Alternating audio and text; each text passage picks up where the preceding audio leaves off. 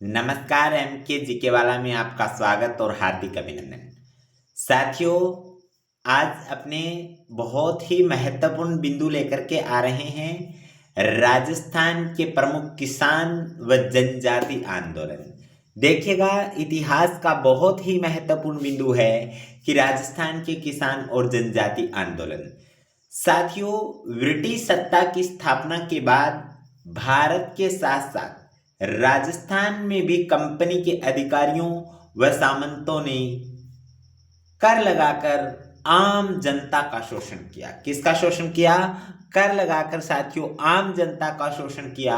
और हमेशा इस बात का प्रभाव रहा है कि जब जब जिस जिस शासक ने इस जनता को सताया है, तब तक एक विद्रोह की आवाज, एक आंदोलन की आवाज उठती रही है। तो ब्रिटिश अधिकारी और जो देसी रियासतों के जो सामंत थे, उन्होंने मिलजुल करके एक तरह से भारी मुनाफा कमाने के लिए जनता के ऊपर बिना सोचे समझे कई प्रकार के कर लगाए। और परिणाम ऐसा हुआ कि बाद में जो लोगों का गुस्सा था वो एक आंदोलन में तब्दील हो गया। तो किस तरह से ये आंदोलन चले, क्या क्या घटनाक्रम घटे, लेकिन इस आंदोलन को चलने से पहले विभिन्न प्रकार के जो ब्रिटिश गवर्नमेंट ने और जो सामंतों ने जो कर लगाए, उनके संबंध में हम लोगों को अध्ययन करना जरूरी है कि ऐसे कौन कौन से वो मुख्य कर थे जिन करों के कारण इस राजस्थान के अंदर कई प्रकार के जो कर है वो हमें देखने को मिले, कई प्रकार के आंदोलन हमें देखने को मिले।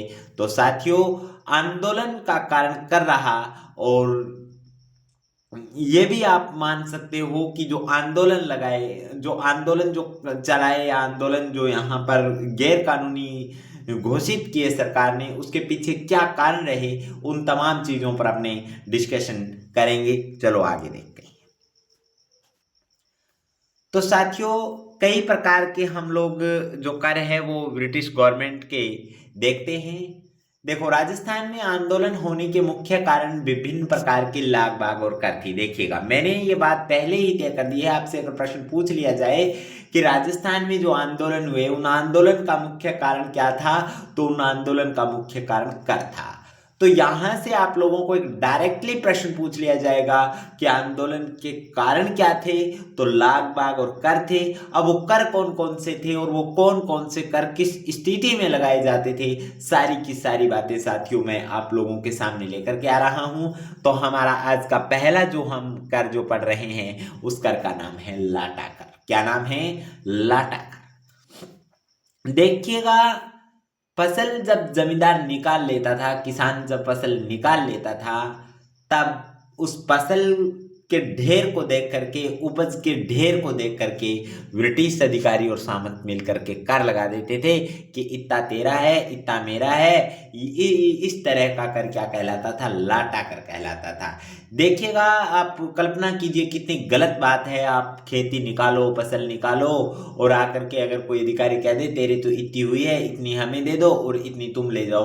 तो ऐसा ही एक हमारे प्राचीन काल में राजस्थान में कर लगा, और उस कर का नाम क्या रहा? लाटा कर। तो फसल के ढेर को देख करके लगाया जाने वाला जो कर है, उस कर को क्या कहेंगे साथियों? लाटा कर कहेंगे।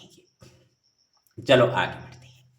दूसरा कर है साथियों कुंता कर। कौन सा कर? कुंता कर। कुंता कर क्या है?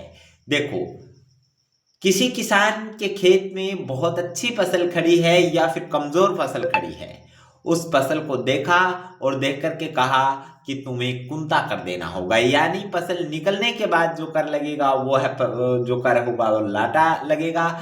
लेकिन जो खड़ी फसल के ऊपर जो कर ब्रिटिश गवर्नमेंट लगा देती थी, उसे कहा जाता था कुंता कर। क्या कहा जाता था? कुंता कर। मैं आपको एक एग्जांपल दे रहा हूं, देखो। मान लो साथियों, कोई फसल अधिकारी देखने आए और उस स्थिति में वो फसल बहुत अच्छी थी, और अगले एक डेढ़ महीने के अंदर वो फसल पककर तैयार होगी, लेकिन किसी कारणवश, मौसम के कारण या प्राकृतिक किसी ऐसी आपदा के कारण, या आप ये कह सकते हो कि बीज के कारण, या किसी भी कारण, कोई भी कारण रहा होगा कि वो फसल खराब हो गई।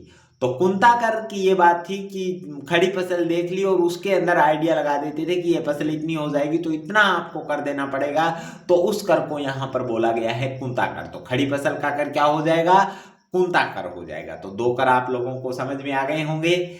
चलो तीसरे कर की तरफ अपन बढ़ते हैं और साथियों इस कर का नाम है चमरी कर।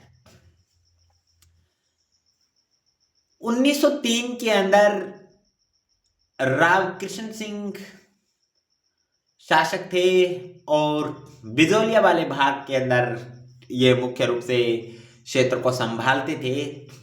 साथियों 1903 के अंदर, कब, 1903 के अंदर राव कृष्ण सिंह ने यह कर लगाया।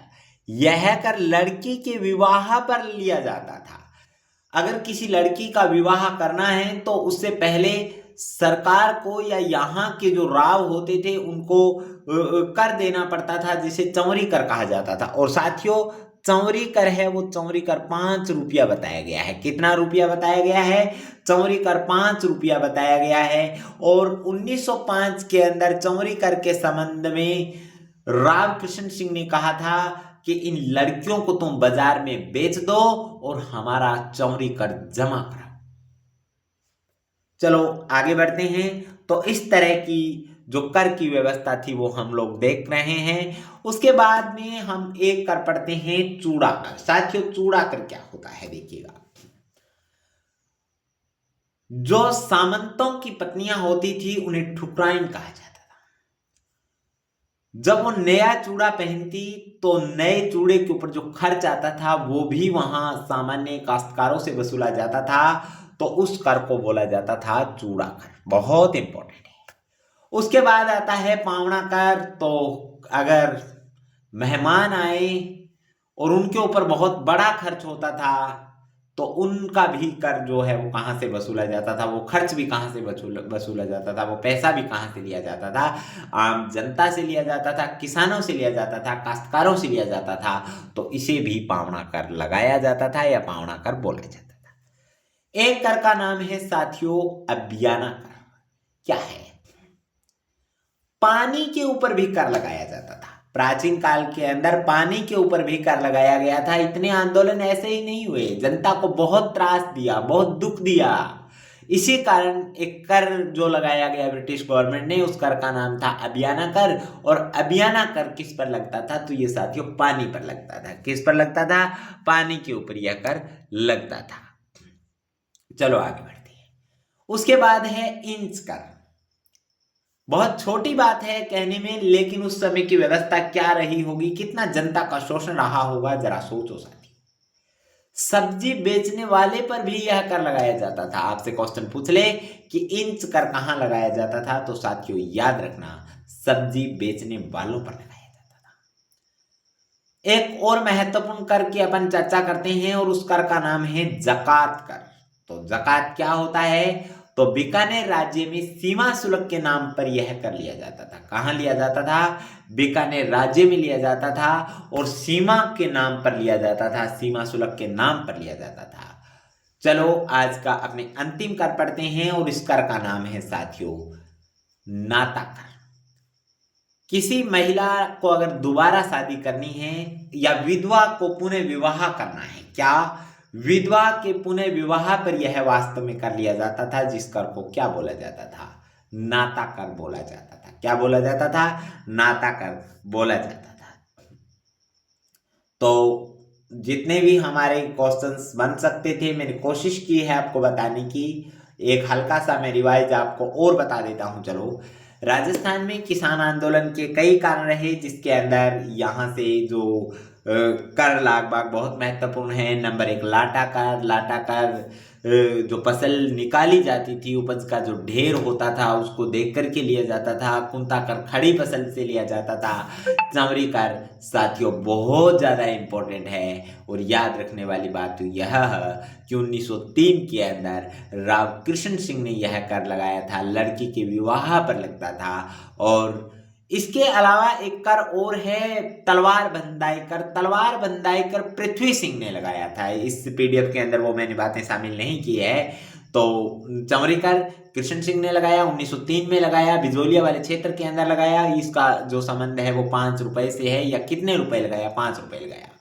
मैं आपकी जानकारी के लिए यहाँ एक बात और जोड़ दूं, कुछ विद्वान यह भी बता रहे हैं कि चमरीकर 13 रुपए था, लेकिन अधिकांश किताबों में आपको 5 रुपया ही मिलेगा। चलो आगे बढ़ते हैं। चूड़ाकर, मैंने बताया था कि जब सामंतों की महारानियां जो ठुकराइन जो चूड़ा पहनती थी उसके ऊपर ये कर लगाया जाता था। पावना कर मेहमानों की मेहमानबाजी के ऊपर खर्च किया गया पैसा को पूरा करने के लिए ही विशेष रूप से लगाया जाता था। और अभियाना कर पानी के लिए लगाया जाता था।